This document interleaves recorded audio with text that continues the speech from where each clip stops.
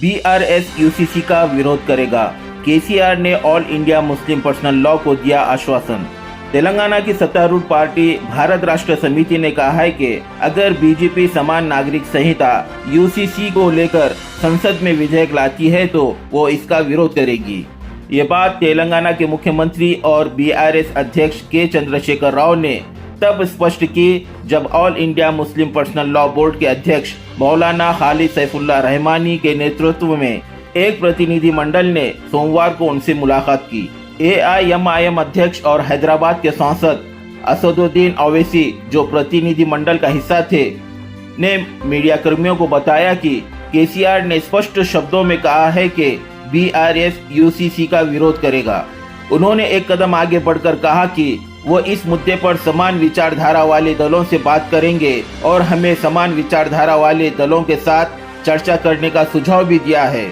ओवैसी ने कहा है कि उन्होंने मुख्यमंत्री से आगे बढ़ने और समान विचारधारा वाले अन्य दलों से बात करने का अनुरोध किया और उन्होंने उनसे कहा कि वे पहले से ही इस पर काम कर रहे हैं। इस बैठक के महत्व को समझते हुए केसीआर ने लोकसभा में बीआरएस फ्लोर लीडर नामा नागेश्वर राव और राज्यसभा में फ्लोर लीडर के केशव राव को भी बुलाया था।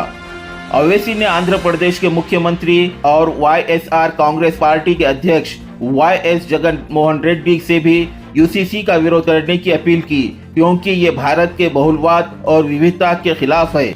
ओवैसी ने कहा कि केसीआर से मुलाकात के दौरान all India Muslim personal law board के प्रतिनिधि मंडल ने इस बात पर जोर दिया कि यूसीसी देश के बहुलवाद और धर्मनिरपेक्षता के लिए अच्छा नहीं है।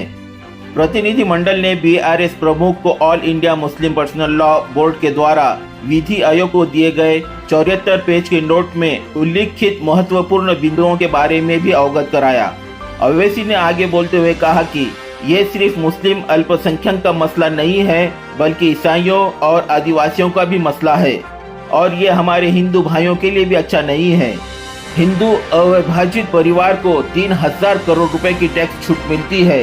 यदि यूसीसी आता है तो हिंदू उत्तराधिकार अधिनियम और हिंदू विवाह अधिनियम का अस्तित्व समाप्त हो जाएगा, ऐसा भी ओवैसी ने कहा है।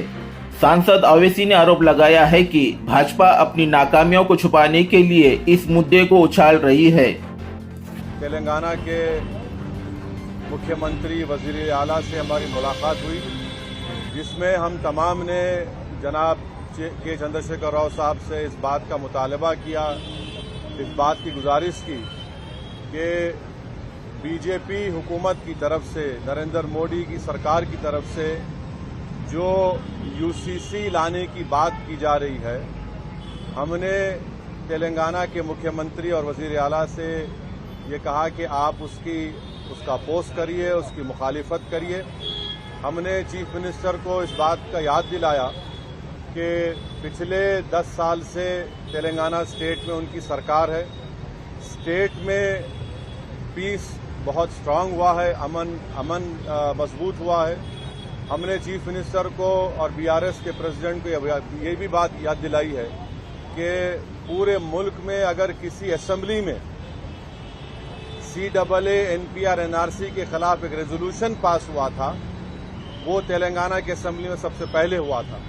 और हमने चीफ मिनिस्टर को अपने रिप्रेजेंटेशन में ये बात दिलाई कि जब CAA का रेजोल्यूशन तेलंगाना में असेंबली में पास हो रहा था तो उस वक्त बीआरएस की हुकूमत ने, सरकार ने उस रेजोल्यूशन में प्लुरलिज्म और सेकुलरिज्म की बात की।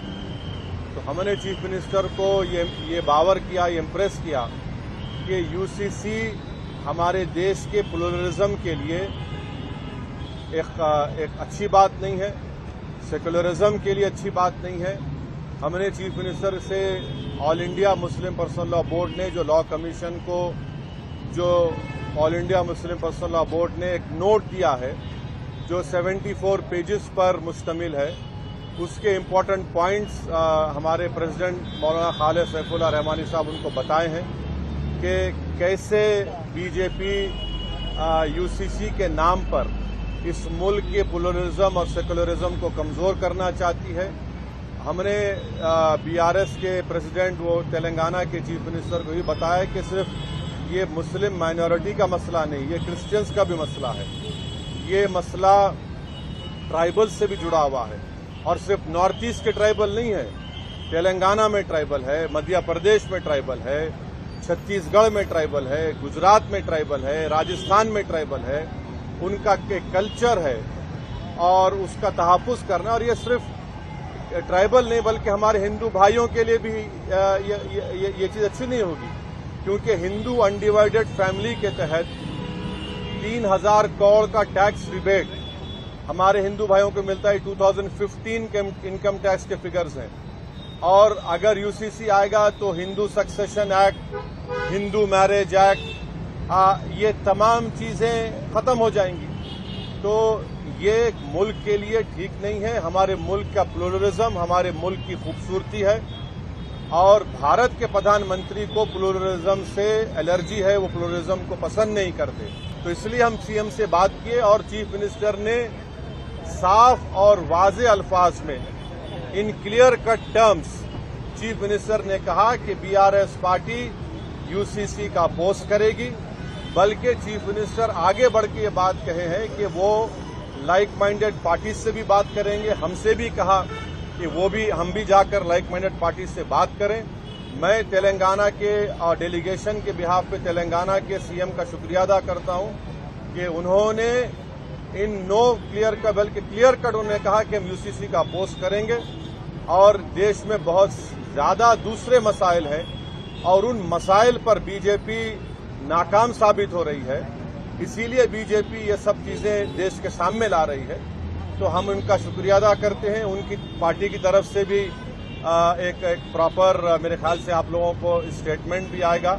और मैं आपके जरिए से हमारे आंध्र प्रदेश के हमारे दोस्त जो चीफ मिनिस्टर जगन मोहन रेड्डी है, उनसे भी मैं अपील करूंगा कि जगन मोहन रेड्डी के हम आंध्र की पॉलिटिक्स को समझते हैं, मगर हम उनसे अपील कर रहे हैं कि वो उनकी पार्टी यूसीसी का अपोज करे।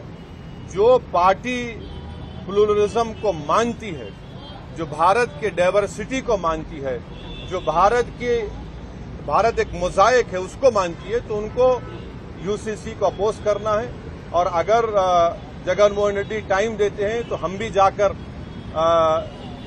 जगन मोहन रेड्डी से मुलाकात करेंगे।